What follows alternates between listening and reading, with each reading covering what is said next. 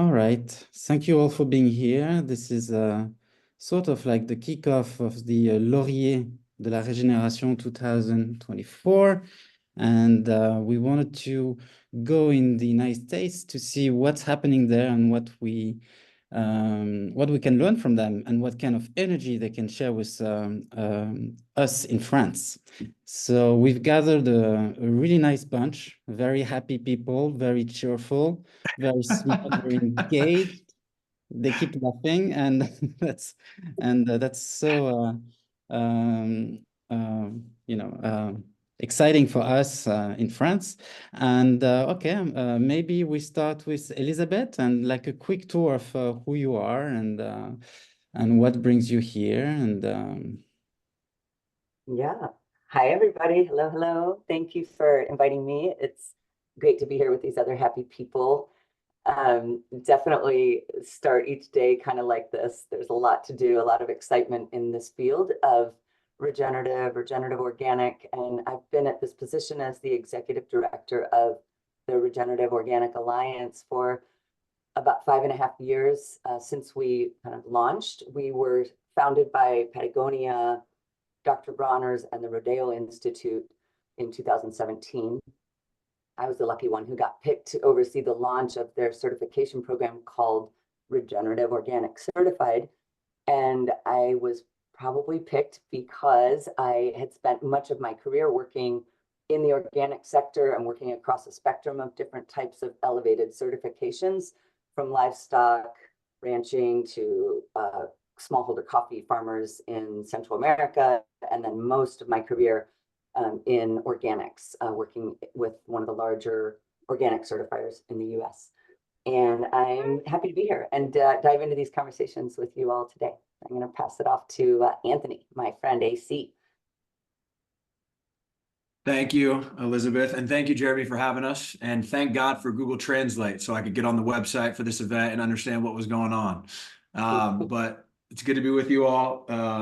My story is I come from a large fresh produce distribution family business here in the US. I have an autoimmune disease and I healed myself through food, and I got really into regenerative agriculture and came to the space with a lot of interest and excitement, and all of that really got channeled into CPG when I invested in some brands and saw that there was really a lack of support for those folks. We were doing a lot, in my opinion, to support the on-farm transitions and farmers, but there really wasn't a lot of true support for the brands that were trying to then commercialize those products coming off the farms. So we started a podcast called the ReGen Brands Podcast, and that has led to really harnessing and harvesting a lot of learnings that have led to other initiatives to try and support really the emerging brands in the US trying to bring regenerative products to market. So happy to be here. Thank you. Great work with the podcast, indeed. Thank you. Maybe it's Michael or? Yes. So happy to be with you all here today. Glad to see my friends Elizabeth and AC and Jeremy. We met when I was in France last fall, and I was just very enamored by the work that you're doing, trying to advocate for regenerative in France. I think we come across a lot of the same challenges, but perseverance will get us through. And so I'm the co-founder and president of Wild Orchard. We are the brand that represents a very special tea garden in South Korea on Jeju Island. And I first went to that tea farm when it was in its infancy about 20 years ago. And I would consume the tea. And I always respected the way that they cultivated the tea and their dedication and commitment to creating or producing really premium quality teas. So 4 years ago, my co-founder and we decided to approach them, and we represent them globally. We did obtain the regenerative organic certification after 2 years of a lot of effort back in 2022. And now we're going to market at a lot of the big retailers here in the US. So hopefully today we can share some of those learnings and insights that we've experienced the past few years. Thank you. And Fanny? Hi, everyone. Thank you for having me, Jeremy. And I'm really grateful to see that the US ReGen community is committed to Europe and sharing your thoughts with Europe as well.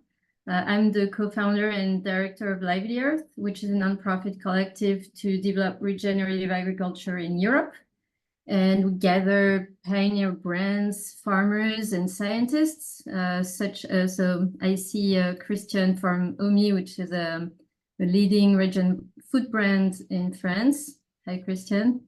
And so basically why I'm here, before starting Lively.earth, I spent 9 years in the US, of which the last 3 focused on fundraising for regenerative agriculture projects, brands, processors, certifications, or agriculture projects.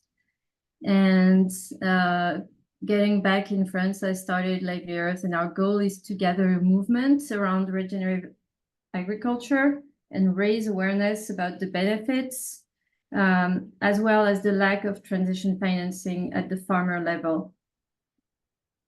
Thank you.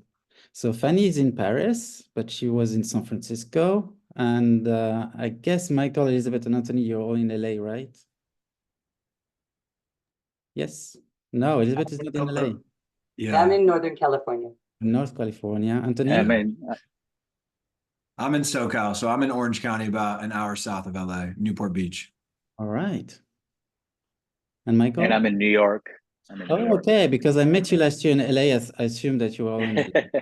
But no, you are. It's thank you again for being with us, and with the time lapse we have. It's great that we could find this this time to have this moment. An easy question: what is regenerative for you? What would be your definition? Who wants to start? Don't everybody jump in. I mean, I can give you a really basic kind of the like as the way we look at it in approaching agriculture as a holistic systems approach to appropriate farming in context of that farm's unique site-specific conditions, the climate, and the cultural practices in that region. And that would just be very fundamentally looking at regenerative agriculture. The ROA has a more expansive definition, which I can get into later. But, you know, just as far as kind of that holistic systems approach that changes based on the location is, I think, a really key concept there. Mm-hmm. Yeah, just from a holistic point of view, I think regeneration means restoring and revitalizing the health of our ecosystems. And what that will do, it will flow down to communities, our economies, our families. So the soil and agricultural practices are so important because it just touches everything down to the person, or even the cellular level, as I like to speak to, the blood level in terms of the nutrient uptake and overall health and well-being. Yeah. I'm going to add on to that too, because we like to say that to be truly regenerative, the system must consider all the living players in that farm system, from the soil microbiome to the animals on that farm and to the workers and the farmers themselves. So, and again, very encompassing of all the living beings. Yeah.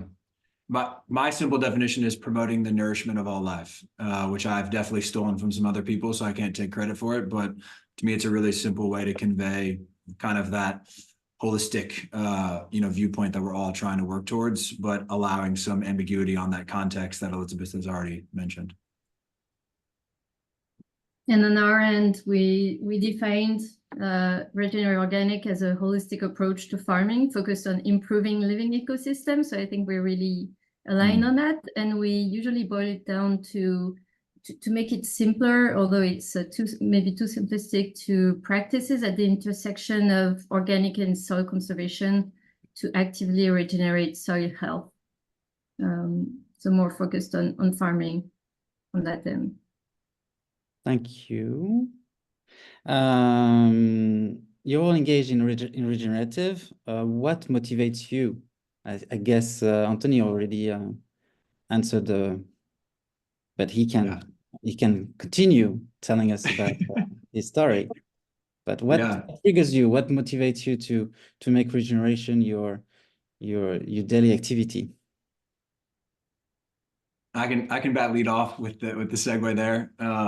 Yeah, so I have an autoimmune disease called hidradenitis suppurativa. It's a skin-related condition. It's not super debilitating, but it's rather painful, and just something as a human being, when you have it, you know you shouldn't. It's not natural. And I spent over a decade trying to figure it out, and really environmental toxicity and food were kind of the only two things that ever brought any salvation, or me to not have symptoms from that disease. So I have a deep emotional connection from that perspective, and from my family's legacy working in the food system for the past 100 years.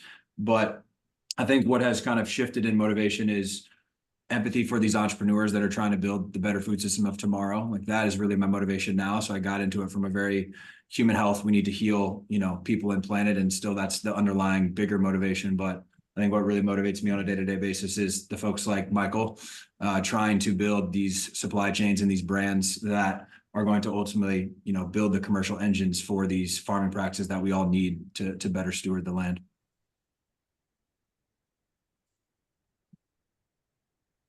I guess Michael, I mean, he Well, yeah, for me, I'm in my 50s now, and it's totally different than when you're in your 20s and 30s. I'm sure anyone who's in your 50s now understands this very well.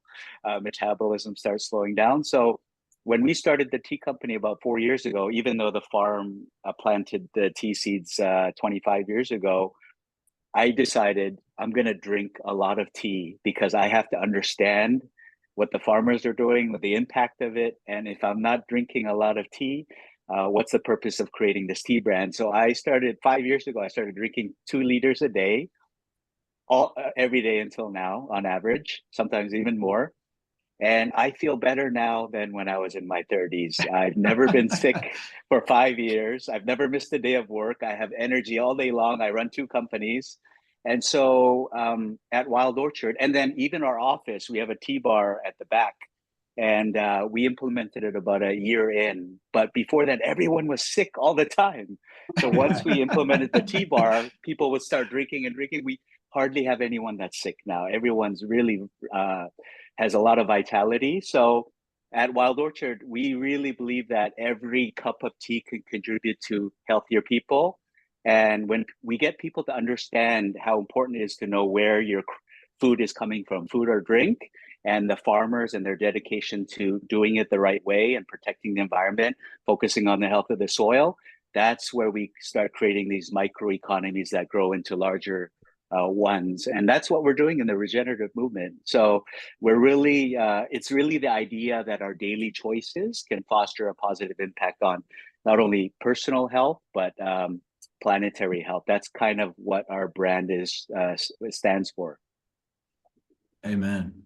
That's awesome, Michael. I'm going to tell you also in my 50s, I'm not drinking that much tea every day, but I'm going to start. I thought it was yoga and surfing that was making me feel so good. So I'm going to add that 2 liters of tea to my repertoire here. I'm really motivated by this and have been motivated by this for 30 years now.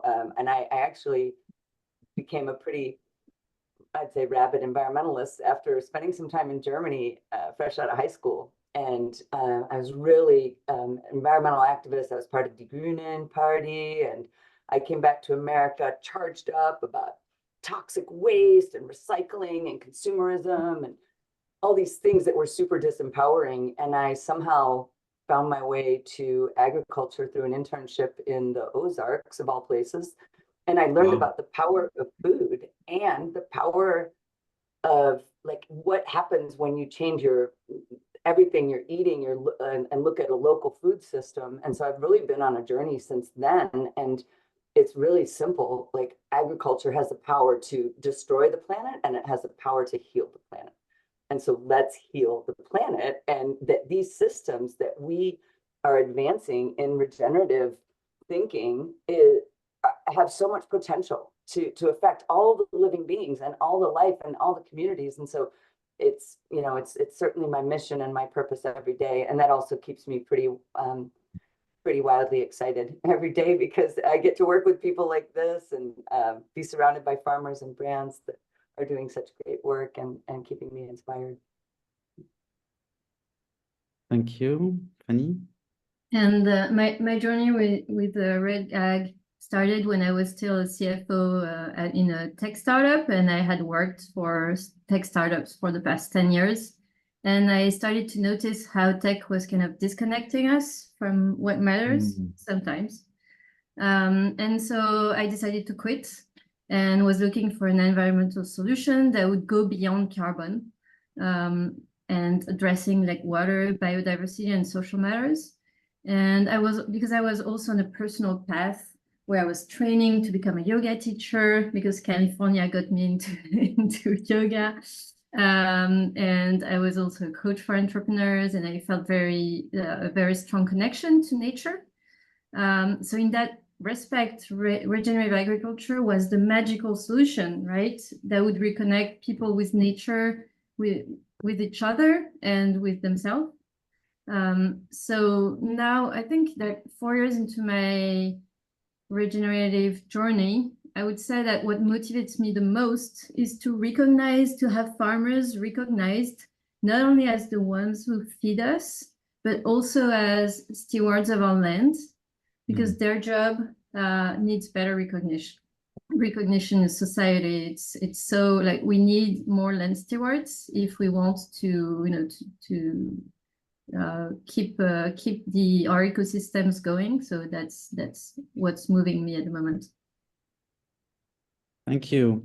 Can you give us a little bit of perspective on how much brands or companies in general in the United States care about the environment, care about healthy food, care about social justice?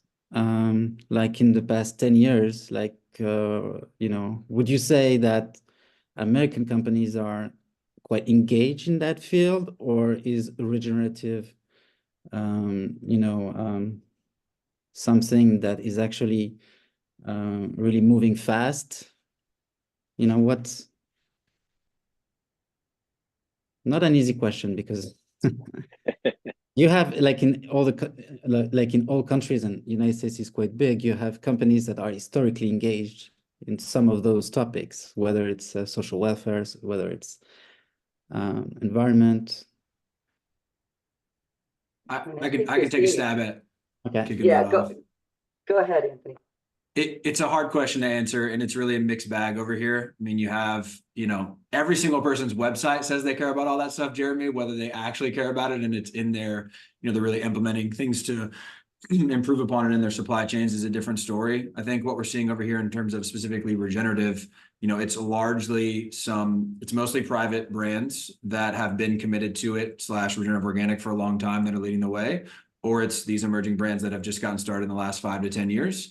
And then for your larger multinationals or your more incumbent brands, it's something they're doing in their supply chains in terms of practice adoption, but is it really a holistic system where they're trying to improve, pretty significantly? Probably not. So, it comes down to, I think what we have over here in terms of regenerative is a lot of different sort of theories of change, definitions, et cetera, where it's getting implemented into different brands and supply chains in very different ways. So that's a high level table setter that isn't very clear, but is, I think, accurate to the current kind of macro circumstances. Okay.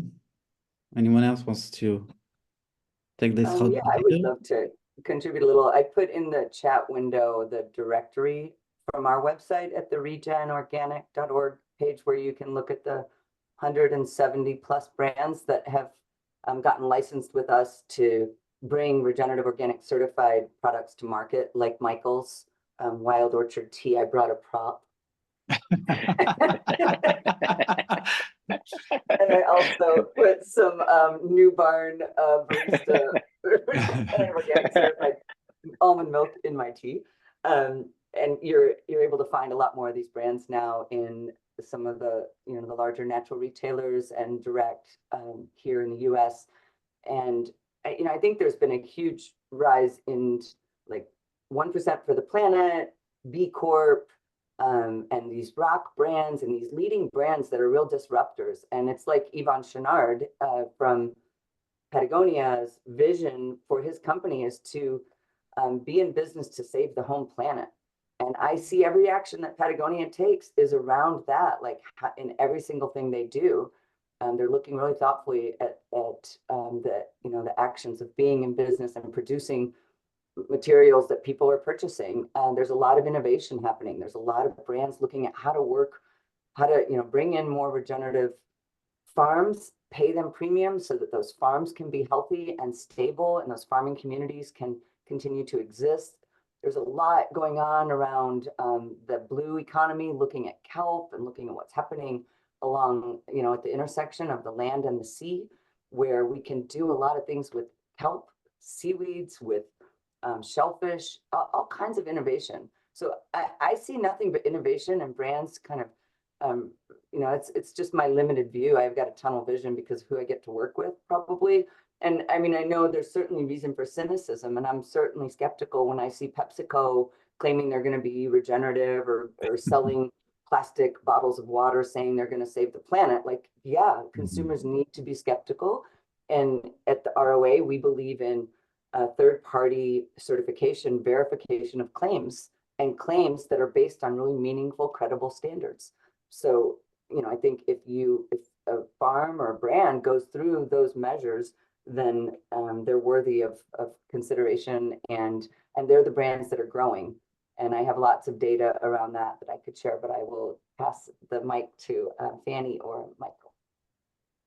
One thing I want to add is, so Yvon Chouinard, that Elizabeth mentioned, he's the founder of Patagonia. He puts his money where his mouth is. So I don't know if you all know, but he donated all his shares to put in a structure where even after he passes, everything will run the way that he envisioned it to run. And his motto, the motto after he did that was, "Earth is our only shareholder of the company." So he is someone, there's no greenwashing there. He is putting into action what he is saying. And one other thing I can add is, Jérémy, you came to Expo West last March, and in the tent, you saw some of us regenerative brands there. This year was probably 2 or 3 times more than last year. So there's definitely a growing interest by retailers, distributors, and more brands, but that's only being driven because of more consumer awareness.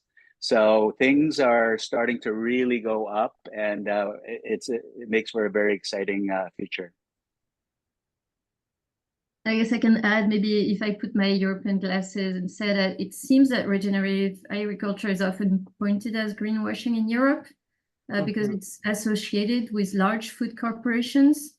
And people don't always realize how many people in the US are working night and days to honor a deep commitment to true regeneration.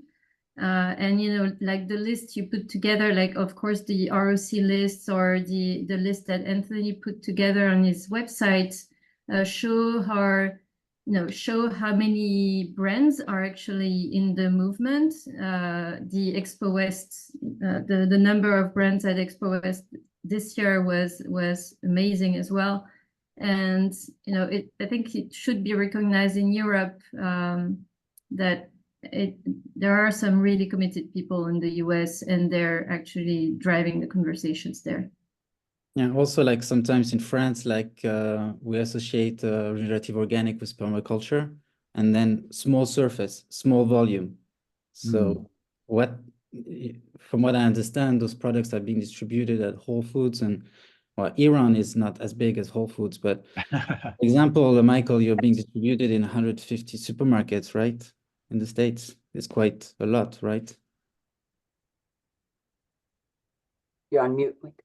150 is not a lot for a brand in the larger scope of things, but for us as a smaller company, we got into Whole Foods about 170 stores. So we're about to go into another 100 plus stores in a conventional store. So, and then we're applying for Sprouts, which is featuring rock brands. So that they have about 400 stores. So hopefully by the end of the summer, we'll be close to 1,000, which is significant for a small brand like ours.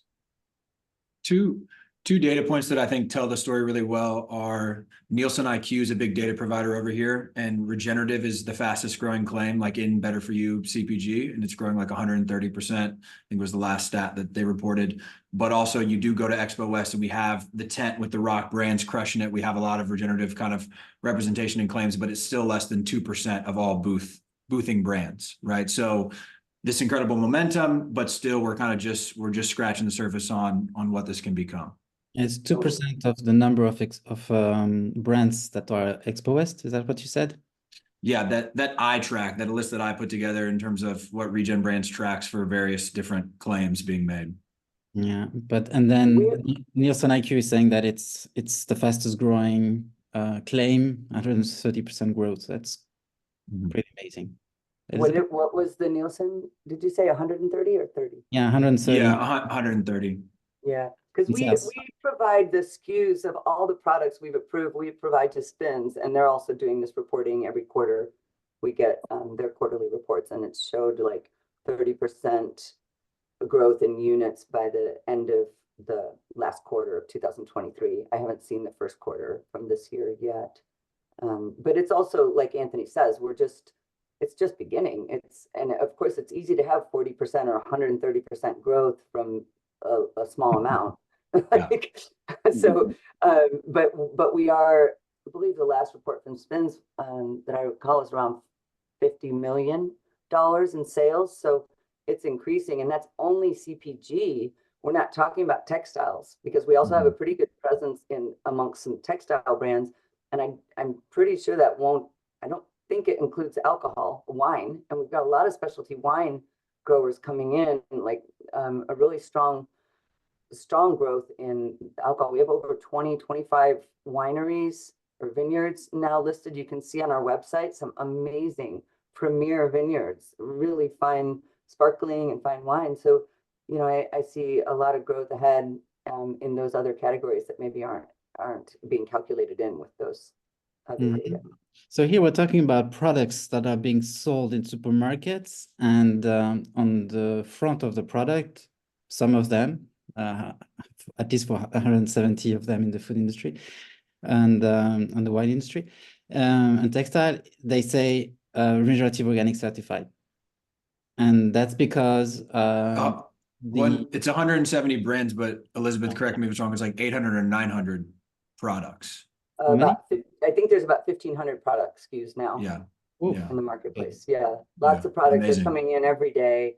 We have some really big projects underway right now that are going to change things significantly. I mean, my goal was 1 million acres at the end of last year. We're now at 16 million acres, and a lot of product categories, over 100 countries, I believe, or close to 100 countries that we're operating in, and a lot of demand coming in. We just, the team here at the ROA is hard at work, just trying to get through the queue every day. It's really busy.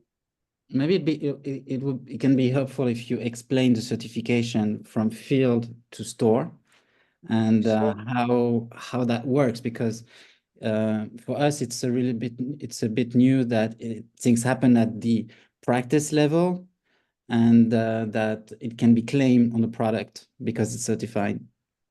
Right. Yeah. I mean, yeah, because we rely on organic. Part of our trademark is regenerative organic certified. And so the term organic certified is a federally regulated term here in the US and in the EU. And so we require organic as a baseline, and we recognize the EU organic or any international equivalent to the NOP, the National Organic Program. So for that reason, you know, we start at the farm level. It's required to be organic. And that's where we do our certification, because we're so focused on what's happening on the land and with that stewarding of the land. And we only work with NOP accredited certifiers. And right now because we have a small team, there's only 14 certifiers that we work with, but I really strive to have every country have at least 2 certifiers operating there, so that those farmers have a choice of certifiers, and we can help have a little competition, so the farmers at least can, they don't have a certifier telling them it'll be $20,000 for your certificate. So that way we've built in some competition and try to keep those prices, the audits, low. We do not charge for the audits. The certifier does, because it really is based on the size of the farm, the complexity, scope, and everything else. We charge $250 an annual fee to a farmer if they're under $1 million in sales, and we charge $500 if they're over $1 million. The work we've done has been heavily subsidized and funded by, we're a nonprofit. So Patagonia and Bronner's were the ones who really started us. We've gotten some other grants. We're building in. We just are looking at getting someone in a development role to help us raise more money so that we can continue to support farmers transitioning and keep the costs low for those farmers. So I think that is a really important part. I just want to make sure to emphasize. And so once a farm gets certified or applies for certification and selects a certifier, we conduct an audit. We try to bundle with the organic audit. There's a real deal with audit fatigue. I know I spent many a year and many a mile traveling to visit farmers and hanging out with them and going through the whole, all the different steps you have to go through to conduct an audit, a meaningful audit. So, you know, we try to combine it with the same auditor who does the organic audit. And we look at these three lenses: soil health, all these different practices that everybody pretty much agrees on as far as what it means to regenerate and keep the soil protected and covered and bring compost in, add diversity, etc. If it's a commercial livestock operation, then we have animal welfare provisions that need to be met. And we uphold and recognize 3 different animal welfare certifications. So if a farm has those, it lightens the load for them when they have their inspection.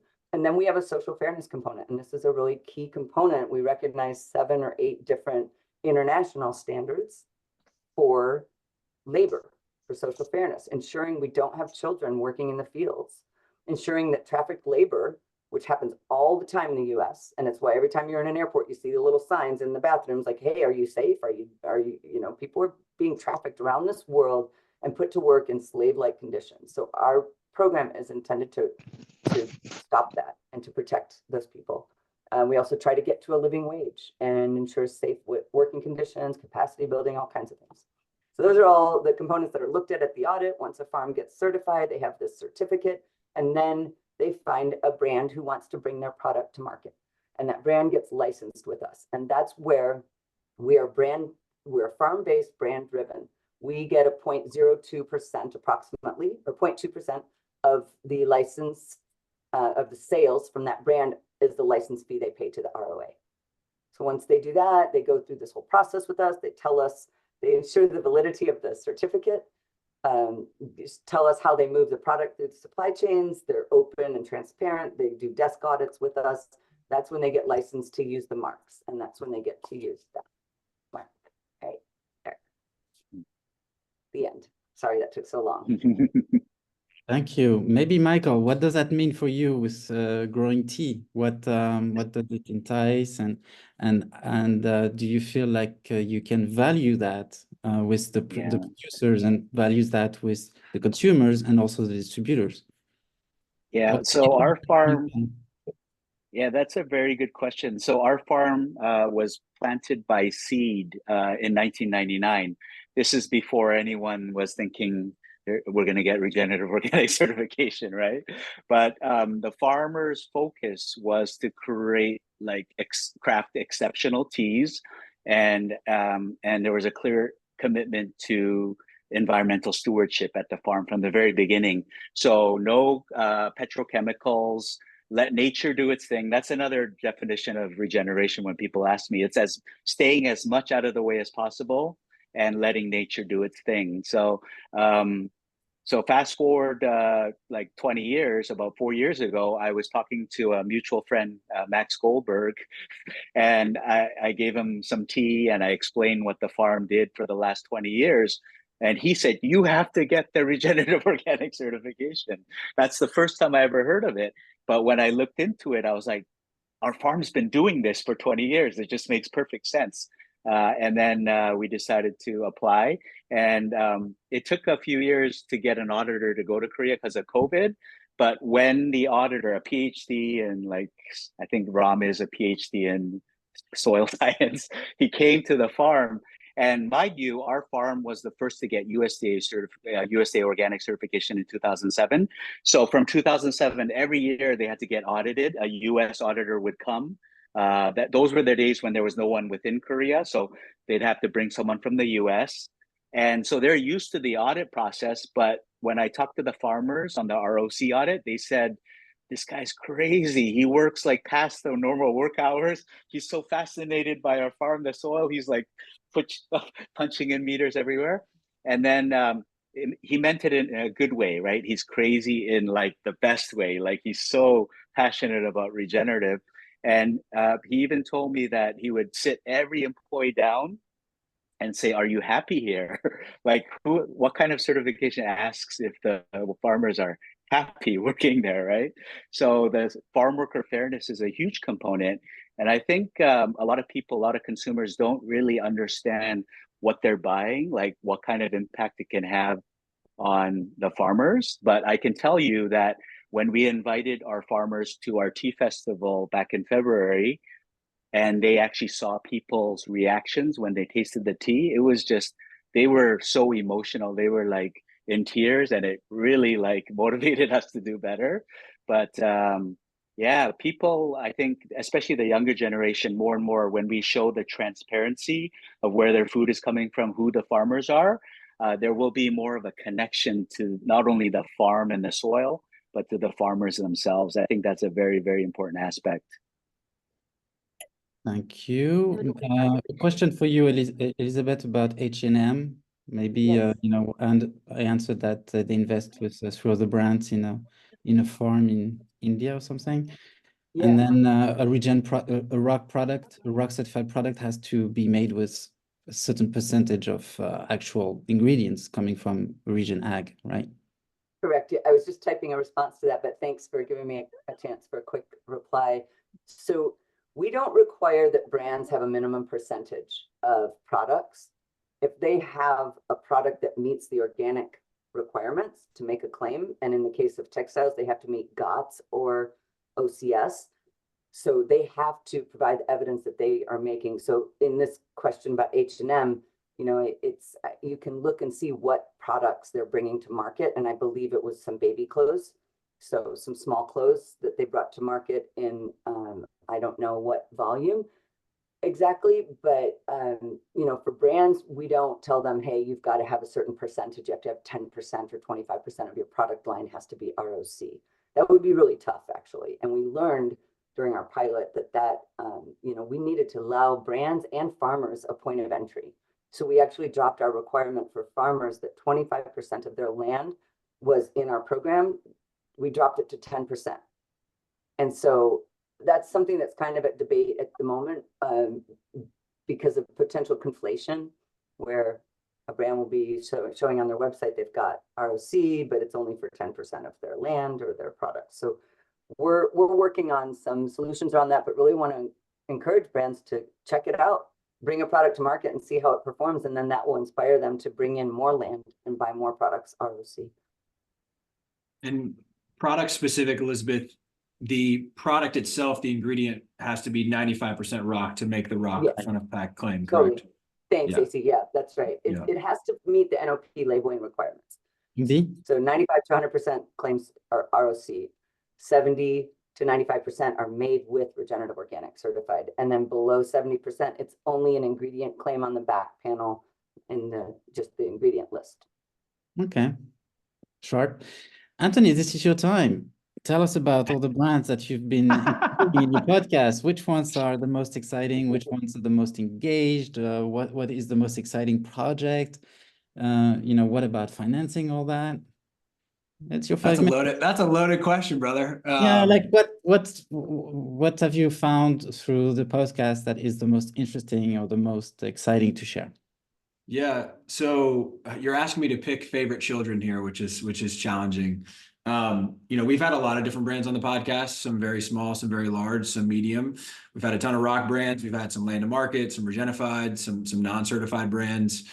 You know, really, you have to contextualize people's regenerative strategy based on the business. And I think we're kind of trying to develop a better understanding of what those different paths may look like and how we can support and transparently communicate what's going on in those paths. And it really ties into kind of what Elizabeth was alluding to with the label claims pieces. Like that's still relatively the wild, wild west over here. So we have 3 market leaders on the certification side, Rock being at the top, and then I think followed closely by Land and Market and Regenified. And then you have other people that are just making product-based label claims that might be doing good work and they're saying it, or they might not be doing the good work and they're saying it. But there's no one official system like USDA Organic that is governing that. That's really a third party. A lot of that's happening in closed door meetings between brands and retailers, or brands, retailers, and farmers. So it's a challenge right now for us. So that would lead to just like one big takeaway from all the work we've done on the podcast is there's clarity we need in trade, where we need brands, certifiers, retailers to work together to kind of create more clarity and consistency there that doesn't yet exist. And now we're at a point where we've kind of reached this inflection point where we have enough brands making claims. We need to start working with the distributors and the retailers to create these more holistic opportunities from a commercial perspective to really educate consumers on what regenerative means, or the specific label, regenerative organic or the others, right? And why they should value that, why they should buy that over another certain product, what it means, et cetera, why they should care. So I feel like we're kind of stepping into that phase, which you can clearly see by the work that individual brands are doing and the certification programs are doing. So there's a whole commercial piece that I think we've learned through the podcast. The second piece would be financial. You know, the financial tools available to these brands to build these supply chains and businesses are significantly inadequate. It's very similar to the lack of transition finance that Fanny has already mentioned for the farmers. And, you know, I've been banging the drum for years now of like, hey, if we're going to admit that the farmers need different tools to be regenerative, wouldn't that apply to the rest of the downstream, you know, businesses trying to commercialize those products? And I think the answer is a resounding yes. But there's not a ton of work and investment going there because it's really hard, difficult, complex work. So one thing that, you know, is going to be launched very soon out of the podcast efforts are, how do we create new funding structures, build new tools that are more innovative and bespoke to the regenerative brand context that allow, you know, folks like Michael and others to build these supply chains in the way that they need to. Something as simple as just helping them with a better, more nuanced inventory financing debt facility would go a long way in a lot of these businesses. So commercial, financial, the last one is community. We see the certification programs have done a really good job building communities within those certification programs, but there's this broader regenerative movement that is currently not super organized and structured as to kind of who is stewarding the harmonization of all those various efforts. So we don't know how we play that role, but we see a need to play that role, because what we're walking into very soon is you're walking down the aisle of Whole Foods and you see 4 different regenerative certifications in the same aisle. How does a consumer understand that? How do we translate that to them to where it's something that's meaningful and effective, and not something that has really good ROI from a B2B in trade perspective? So the brand and the retailer get it and there's value there, but it has to ultimately mean something to the consumer at the end of the day, which, like I said, the majority of the resources and the time have been appropriately spent getting the supply chains and the products to market today. And we're just now entering this phase of kind of product claim education, where hopefully that will settle out in a more organized and effective manner. Wow, thank you. I talked really fast. Sorry if that. I can Yeah, repeat it but if people didn't catch it. I don't know. I mean, I guess for some of our audience, they will have to go to watch the replay. And of course, like there's lots of things that you can find also at Nous, Sommes, Vivants. For example, like he said that there's 3 main certifications: Regenerative Organic Certified, ROC, then Land to Market, and the last one is ReGen. I always forget that one. Regenified. Regenified. And from what I understand, ROC is the only one saying that it's organic, and Correct. it's the only one based on practices, and of course, good practices deliver good impacts, and the other ones are outcome based. It seems to be a blend of outcomes and practices, but as someone that's not in the certification world, to try and take the heat off Elizabeth for trying to have to answer for her competitive set. Right. The biggest 2 differences that we see with ROC are it has to be organic and it has that social fairness component, which is really important. And none of the other certifications are really doing a ton of work on that social fairness piece that I've seen. That works for me. And of course, you pointed out the importance of retailers to educate or help those brands to pop up in the market, in the supermarkets. And now we're going to look at finance. How attractive is the ReGen movement for finance, Fanny, for investors? So I think, from what I've seen here and in the US, it's certainly becoming more attractive. And we have the RFSI tracking now the numbers that are invested every quarter in the regenerative space. But I think most investors are still focusing on making 30% IRR return. And so they're focusing on technical solutions. So basically, AgTech is pretty hype.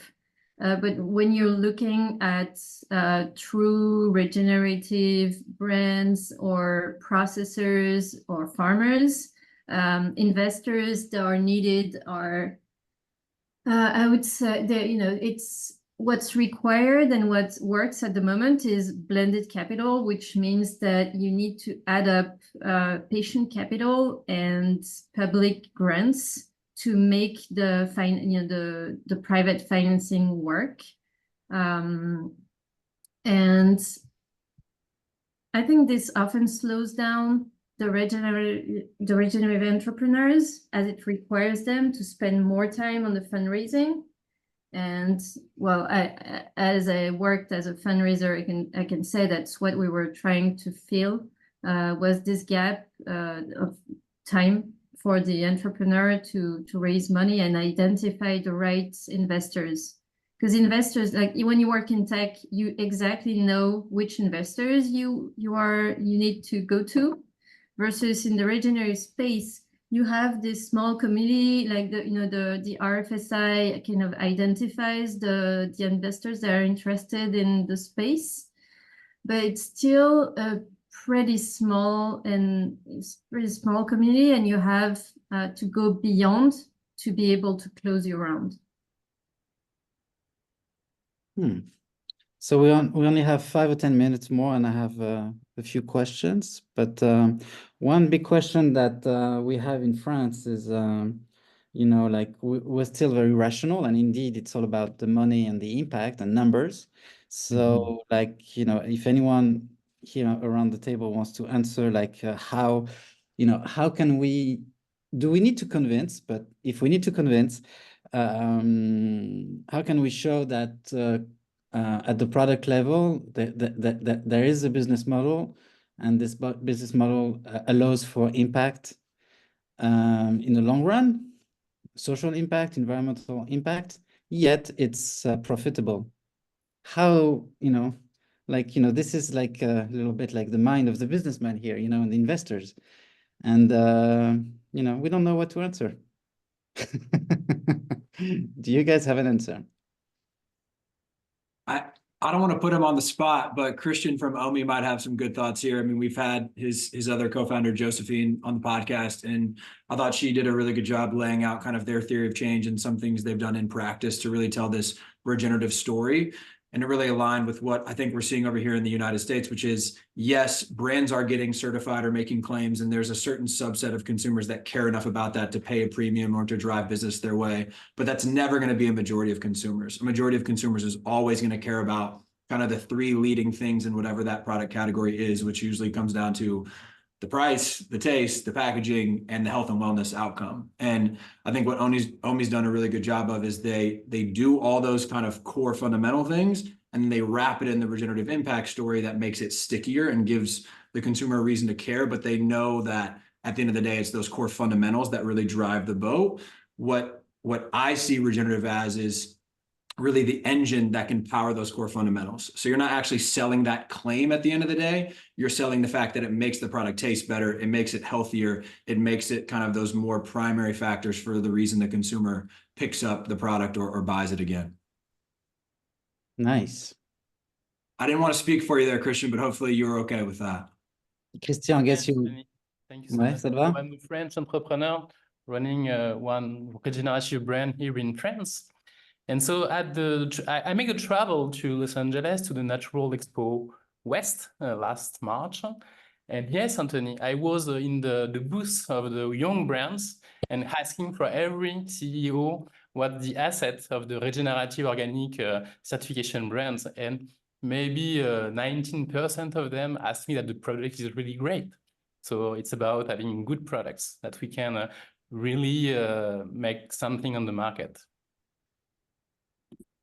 Still on that question, like on the impact side, like is regenerative organic in the field of food, textile, wine, you know, can companies make an impact socially and environmentally? Is this the way to go?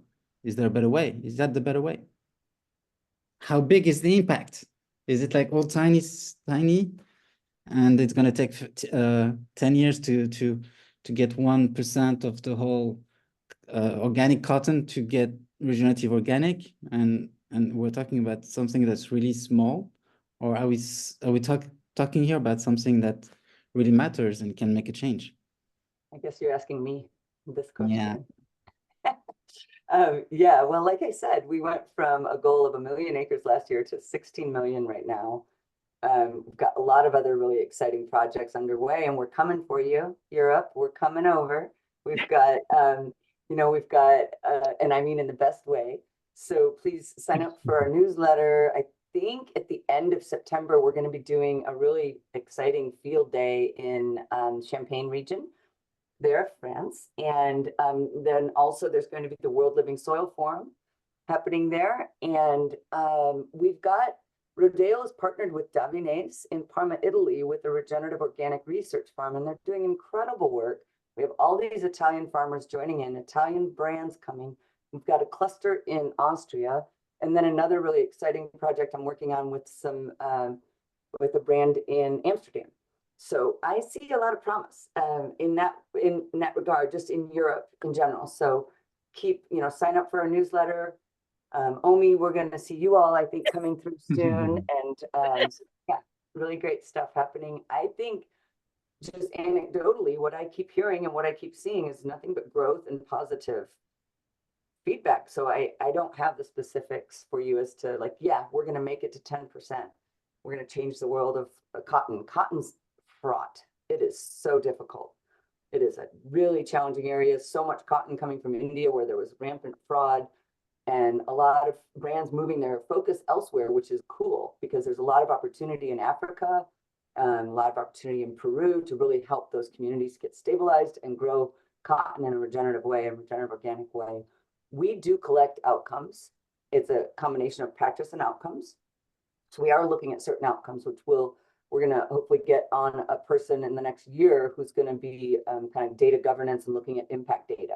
And we're also looking at some partnerships with some of these other kind of ag tech groups. Land banking group is one of them, and some others that are, agrology is another, that they're really looking at measuring and assessing the impact of how we're changing, how we're operating, intersecting with the land. And so, yeah, more to come on that for sure. And regenerative organic certified is being distributed in France by EcoCert. So it is possible to be certified in France. We have EcoCert. We have BioAgriCert. We have Control Union. We're working on a potential exchange with Bio Austria, where we'll work with Lacon. Like there's a number of different projects happening. Okay. ICHEA is another one in that list. It's just we're slightly limited. We're very limited by our capacity as a very small team. So we're working on making some changes structurally so we can really grow more and bring on more team members and serve more of the community. Wow. Okay. Well, I guess we'll take a few questions and then we'll conclude. Can I just add something there, Jérémy? Yeah. As Elizabeth is trying to be humble, so I'm gonna give her flowers that she probably doesn't want to give herself, which is, if I put my pure just investor hat on and I look at rock brands, they are the most poised for success because there's already an incumbent premium for organic. So we don't really know for sure that there is this regenerative premium. We're seeing mixed results as to verify that, but we do know there's a premium for organic. And I think the data that she's already mentioned from Spins and some other places are showing really good correlation between brands having price premium and having growth. I don't know if we know for sure it's causation yet, but like she said, we wouldn't see all these big press releases and brands adopting these things if there wasn't really a demand. I think right now it's really focused at that retailer level, and what we need to all continue to do as a movement is work it all the way down to that consumer level, because I think it's burgeoning there, but maybe not as entrenched as it is now at that retailer level. Yeah, because those products are being distributed by organic supermarkets, right? And they're quite big, like the ones we're talking about, Whole Foods, Sprouts. So yeah, it's a major movement. And indeed, in France, we've seen that already. There's a premium for organic and there's a premium for local. And also when the supply chain is healthy, there's no competition in the in the value chain, and you don't over margin one on the other, and it doesn't have to be more pricey at the end. Yeah, we've seen also a good correlation with B Corp and consumer engagement. So yeah, all this is going in the right direction, I guess. All right, we'll take a few questions and we'll have half hour to chat. And Laurence said that she had a few questions. And yes, thank you. Actually, I've got 3. Okay, so that was one. that's my turn. So, Michael, you mentioned Patagonia. Okay, they have been successful, profitable, and innovation driven. And Fanny, you started to fit a little bit of the answer to my question, financially speaking. So my first question is, why is it so difficult for other entrepreneurs to follow Patagonia's example? The second is, how is your business, and I'm talking to each of you and you answer as you like. So how is your business different from others if you consider the human aspects of it? I didn't catch it. What, can you say that again? Yes, how is your business different from others if you consider the human aspects of it? And the third and last one, and that's to your point, Jérémy, about making a bigger impact. What would you say is the biggest barrier and the biggest enabler for the regenerative business to grow? Okay, nice. Shall I summarize? No, I think we got that. All right, I guess we don't have to answer all the questions, but who else has questions? Just to get an idea of, it could be clarification questions also, like, could you explain again? Didn't quite understand. I guess my questions are around how to further engage and to make a bigger impact. And yeah, Regenerative is so great. How come companies are not jumping on it? What's stopping them? And we have great examples. Patagonia. Of course, it's an issue with governance and financial governance of the company. I guess that's one of the answers, right, Anthony? Yeah, and policy. And I want to be respectful of the fact that the first question was directed at Michael. But I mean, my viewpoint on the entrepreneur struggle from talking to all these folks is like, there's basically a taxation to do the right thing, and there's a subsidization, if that's a word, if I said that correctly, to do the wrong thing in our country. And that's really fundamentally an issue, which is why there's folks like the ROA, myself, and others starting nonprofits or public benefit corporations, basically to try and create some sort of subsidization for the positive. And it's why Elizabeth made her comments around trying to keep those costs for the farmer low, because these people are already getting squeezed. The people doing the best are already getting squeezed and basically being taxed for doing the best, and we're subsidizing the people doing the wrong things, which fundamentally is a fatal flaw in the way that we do business and the way that we govern over here, unfortunately. And I'm going to just add on to that. because I think Europe has led the way with true cost accounting, and it's starting to become a more commonly used term here.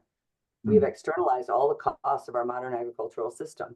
High input, high output, who cares what you do to the river, the soil, and the people. Now we're seeing, holy crap, like we're spending trillions of dollars on healthcare. In the US, most of it is diet related. Most of it is due to the corn and the processed foods that we're eating and the hybridized wheat that is making people not be able to tolerate gluten, for example, and a nation of morbidly obese people who are diabetics. We have heart disease problems. We have all these problems directly related to our food system that is propped up by the USDA. And so it really all starts there. And I think it's really important to address that. And thanks for that comment, AC, because it is true, like trying to make this accessible for farmers, that's where it all starts. And I have a 19-year-old who lives here with me, and he hears me talking all day long. And one day he walks by, he goes, "If regenerative is so great, why isn't everybody doing it, Mom?" I'm like, damn, I don't know, son. And I go, no, actually, because our system is so flawed that it makes everybody do the wrong thing. And so these businesses have to lead the way, and they set the example, and they pay those premiums. Yvon Chouinard and his incredible vision, David Bronner, the Bronner family, like Michael and Wild Orchard, like these brands who I get to work with who are setting that vision and helping support farmers. Michael's been working with that farm. He's paying a premium. We require a premium to the farmer. He's transparent. He's opening his books. He's showing us what it takes to get the product to market. So I just wanted to chime in with that. And then I want to hear from Michael. Yeah, from a brand perspective, it's an uphill battle, right? The deck is stacked against regenerative organic brands. But I got to tell you, when we were first talking to Whole Foods, I was trying to figure out how do we get into this reputable grocer that if we get in, it brings us credibility, brings us exposure. And while talking to them, I pretty much asked them to look at the whole tea category and let's ask the question, do we know where the tea comes from? Do we know how it's cultivated? Do we know how the land is taken care of? And I think that question put a lot of thought in people's minds, because if you look at the tea set, even in France, how many can you say? And it's not only tea. Look at all the categories. When you pick a product, how can you actually say this was grown here in healthy soil by dedicated farmers who care about our health and the planet's health, right? You don't get a lot of products that you can have that type of transparency. So I think that really struck a chord. And the other thing I was concerned about is the most expensive tea on the shelf at Whole Foods was in the $9, $10, $11 range. And for us to even break even or make a small profit, it'd have to be at $15.99. In most cases, that's not going to be possible or feasible. But thankfully, Whole Foods said, okay, we understand what you're doing. We value what you're doing, and we're okay with $15.99. Once I heard that, it gave me so much confidence, right? And so we go out to Whole Foods every week doing demos and giving samples. And I have to tell you, we put up the Regenerative Organic Certified sign. Out of 10 people that come by, for every 10 people that come by, I would say maybe one looks at the sign and says, hey, I know about this. Tell me more. The majority are just like, oh, it tastes good. Tell me more. And then even though it's expensive, they'll buy it because they hear the story. But like AC said and Elizabeth said, I think we believe that premium, the best teas will come from the healthiest soil. So we have to lead. We've won 22 medals at the top tea competitions. We're in Michelin restaurants, so it's very high quality. So we do have to lead with taste. We have to have nice packaging, but we always pair it with the regenerative story. Why it tastes good is because it's regenerative, because its soil is healthy. So as long as we continue to do that and other brands like ours continue to do that, I think the consumer will start to understand, oh, there is value here. We're willing to pay a little more. And then that will drive this microeconomy. Nice. Next question from Laurence was, you know, when a company cares about people, how does that make it different from the others? What changes? I mean, we've been very clear about the soil, healthy soil, healthy food. I have some comments from anecdotally from some of our clients about worker productivity is so much improved. When you treat them well, guess what? They care about their work and they come to work. They don't, you have retention, you have people who care about, in the farm environment, the tractor is making a weird noise. Like somebody needs to look at the tractor. Oh, there's a leak in irrigation, we're wasting water. There's things like that that I hear from our farmers. And one in particular is Gergich. Gergich Cellars is, you all may know of Gergich because of Gergich. They won the 73 or 76 wine competition in France, where it put California on the map for being able to grow Chardonnay on par with you all.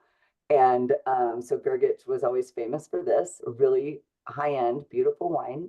And they are tracking very closely these productivity and the cost per acre, the cost of farming that Evo is convinced has come down because of that engagement with their workers and retention of year to year. So that's one thing I could share on that. Yeah, we just had a very cool regenerative organic certified story on the most recent podcast with Gaia Herbs, where they have their home farm that's rock certified in North Carolina. And they've had H-2A visa workers coming up from Mexico for 27 years. There's actually one gentleman specifically who's kind of been there that long, and he's brought his neighbors, family members along with him. And part of something they discovered through the certification process with ROC is that they could do a better job in their housing for the workers. And so they built, I think, 6 brand new state-of-the-art housing units for all these folks that come up every year from Mexico. And now these folks have these beautiful homes that they stay in. They have little backyard barbecue spots. They can go jump in the river. So just a really cool kind of anecdotal example of how this work is really translating into real businesses and real impacts on human beings. I hadn't heard that one, Anthony. That's a good one. I was at a future ROC farm on Saturday for an event for Slow Money, and it's Frog Hollow Farms. And he was sharing the exact same story. They bought these beautiful little tiny homes for their workers. And they help invest in the workers in Mexico to build homes back in their home villages for their families. And like it really, when it comes down to it, you think of how people are living when they're working, and some of the most difficult, challenging work that happens out on the farm, especially in the peak of harvest. It's hot and you're out there all day. And these, the requirements in our program are, these people need a break. They need shade, they need water, they need a safe, clean place to live. And those are really core components of our program, is ensuring that. And we've had some pushback, I won't lie. Like some farmers are like, what do you mean your auditor wants to go look at our worker housing? That's insulting, or that's intrusive. And it's been challenging. We've had to learn a lot about how to conduct those worker interviews when we're doing the audits. It's not something you typically do in Global North. I think it'll be the same in Europe. You have labor laws to protect people. And our farmers in Austria said, oh no, Elizabeth, we would never have any problem with labor, people coming in without credentials or without being legal status. Well, I flew into Vienna last year. I saw a lot of people coming over from the Eastern Bloc. There's a lot of people fleeing war just east of Austria and coming over those borders and seeking refuge. And so those people are probably going to be looking for work, and there will be a shadow labor market. And so, it's just as relevant in Europe, and maybe an area that is a blind spot for some regions in Europe that's happening. And it'll be some learning for us also, navigating that. It's why it's really important to us to work with local resources, local certifiers who have auditors in a region who really do understand the laws in that country. Thank you. So the last question from Laurence was, so we have those plans. Oui, as-tu y aller, Fanny? Yes. Maybe I could add to it, just from a livelihood perspective. I think the power of community recognition and the support that people show by buying regenerative is really meaningful for farmers, and kind of addresses a psychological barrier to being a regenerative farmer. At least that's the feedback we get from the farmers we work with. who are like surprisingly committed. Like I thought, you know, when I onboarded farmers in our collective, I was like, okay, they support what we're doing, but they're not going to have the time to actually participate in all the events. And they're really the ones that show up every time. Like it's incredible. And that's because they're finding in that community the recognition. They're like, we've never heard as many people talking about regenerative, and that's something that's very motivational for us, especially because the people, like the farmers around us, around them in their own community, are kind of, you know, lurking, like looking around, looking at them and kind of making fun of them or challenging them for their choices. So it's, for the farmer, it's really, you have to make a community choice when you become a regen farmer. And it means like sometimes losing your social network in your region. So that's also something really meaningful. I just have to add one more thing. I'm sorry I'm talking so much, but Fanny, that's just so important because here in the US, farmer suicide rate is really high. It's on par with India. Super isolating to be a farmer and go against the grain and do something so different in a community, especially in a rural community where it's not supported. We have a little tiny program we're launching next week, I think, is this pilot program for these regenerative organic learning center farms. And we'll have 5 or 6 of them across the country. And these will be like leaders in the community. And we're going to pay them $5,000 to be in our little network. And they're going to host workshops for their neighbors. And we're going to try and like really uplift them in their community and show what heroes and sheroes they are and how they're leading, so we can help drive that attention and drive that kind of recognition from their neighbors. So stay tuned, because maybe we'll get funding to do something like that in Europe next year. It'll be like the Lighthouse Network. That's the idea, is modeled after that. Thank you. So the last question from Laurence, and if you please prepare your questions. So enablers and barriers, like if we want to, you know, we have brands that are joining that are engaged or joining the regenerative movement. For each brand, there is like all those stakeholders that are working together to reach an impact. And of course, we've talked about the consumers, finance. So all these people, like, you know, engaged in regenerative, like what is the biggest barrier and what is the biggest enabler?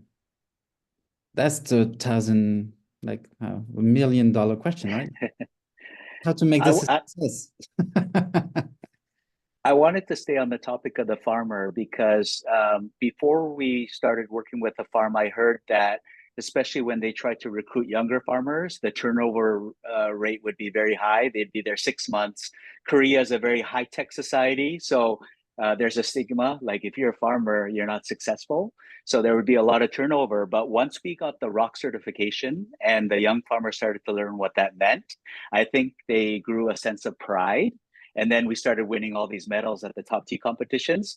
So now there's hardly any turnover. And what we decided to do this year was we brought them to the US and got them to experience people drinking the tea. We actually brought them to Whole Foods on the way to the airport back home. Luckily, we had just launched into that store. So they saw Wild Orchard right on the Wild Orchard Whole Foods shelf. Cool. And they were so like ecstatic. And then they brought all of that energy back. So when we saw that, we were like, we got to do this every year. Like we got to do it every year, bring them over. And so without the farmer, there is no regenerative movement, right? So I think that's one of the biggest enablers. And that also inspires us. And then when I tell the story to people, even to retailers, they're like, wow, you brought your farmers all the way to the US. So I think that storytelling aspect, the youth, we really have to inspire the youth to get into this movement. Because we're doing this for future generations. The younger generations have to be an intricate part of it all. Yeah, well said. I mean, the biggest barriers and the biggest enablers to me are very high level and philosophical. The biggest barrier is the 6 inches between our ears. It's our mindsets. It's how we think. It's, you know, the fact that we don't have enough people who believe they can do this work and have success, or they believe they have a responsibility to do this work. We have a lot of people standing around waiting for somebody else to do it. We have a lot of people who don't believe it's possible. And so I think the biggest enablers are building tools to solve both of those problems, which all four people on this call are trying to do that in some capacity, where we can both give people hardcore tactical resources to go do the work and show that it is possible, and then tell the stories and create the data and insights and storytelling that shows people, it is possible, and it's amazing when done correctly.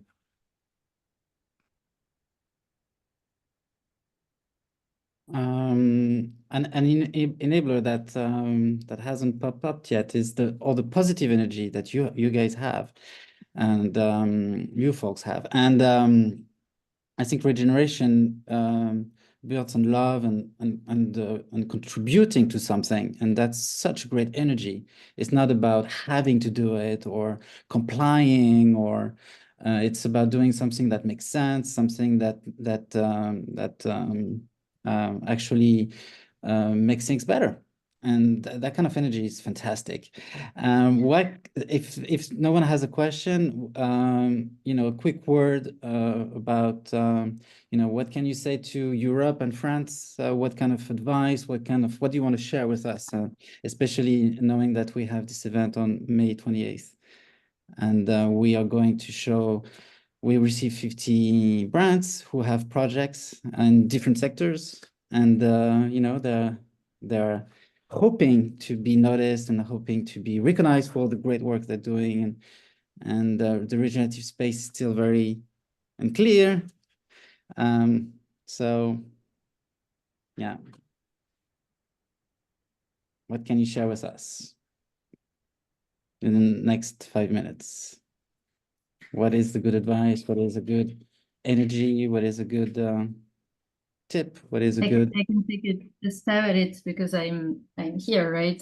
So I think what I would say is, like, build a community, a movement, speak as one voice. I think that's the most important, is the collective and gathering around this end goal, and focus on transparency, because that's where trust is. Nice.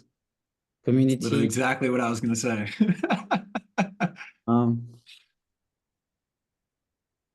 Perfect. One voice. That sounds like Dr. Bronner, all in one. That's right. All one or none at all. Yeah. Thank you for having us. It was a really fun morning. Yeah, thank you. That was great. I would encourage you're all here for a reason. You have an interest in regeneration, making a net positive impact on your immediate surroundings, but combined together, it will be a more global impact, right? But the one thing that I could say from personal experience is perseverance. Persevere. We have to take and embrace the challenges that we're faced with today, but really stay committed to the vision of regeneration. And like, even us as a brand, it's tough to even make payroll every month, but we all have a mindset. We got to persevere. We can't be the break in the chain. We have to support the farmer. This is how we support it. This is how we make a model example that regeneration can work. Regenerative organic can work. We can build a world-class tea company. So it's really just gutting it out. My team is out there doing demos, farmers markets. Like, this is not luxurious in any way. And the reason why Patagonia, Laurent, says, you asked before, how can we model them? I believe they just persevered. Yvan Chouinard, he had his tough times, but he kept persevering. And he got to a point where the community understood the value, and now they are where they are. I think we all need to show that type of perseverance. There's a great story about Yvan Chouinard and his dented cans of cat food, because as a rock climber, a dirtbag, in the early days in his youth, when he first got started, like, they ate whatever they could. And they needed protein because they were climbing up the mountain and climbing the face of the mountain. And he got in business because he realized he needed better gear and he could make it himself. So yeah. In 20 years, you're getting an email from, or like, a message on your device, like, from one of the members of the community. What kind of message will make you the happiest?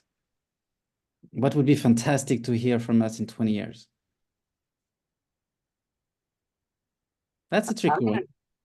No, for me, it's all about our agricultural policies, the CAP in Europe and the USDA Farm Bill here. If we could see that flip, do a 180 and start rewarding and subsidizing this kind of farming, it would be, everything would be solved. If we Right. quit subsidizing industrial agriculture, that's all we really need. Okay, well, So I was on going to say, answer to Lawrence. Lawrence is, it's money, money, money. It's always follow the money. okay, what kind of message would make you happy?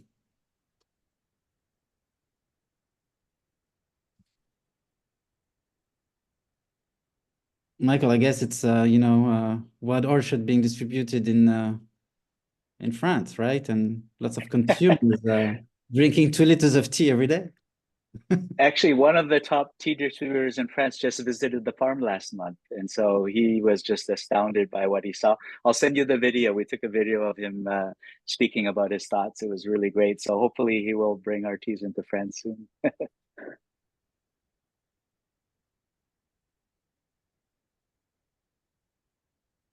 I would say thank you for reconnecting us to what matters the most.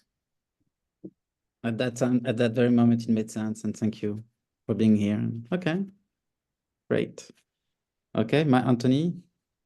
Yeah, mine would be that undertone of collaboration. The regenerative space is extremely collaborative, but there's also this undertone of competition at times. And I'm a wannabe poet in my spare time, and I wrote this poem about it. And it kind of begins with, "Hello, friend, you must be my enemy." And it ends with, "Hello, friend, you must be my friend." And moving to that ending and getting that message from the global food system, that would be a very powerful thing to me in 20 years. All right, thank you. I'm going to cut the video, so if someone has a question to ask off, well, that person can still ask that question.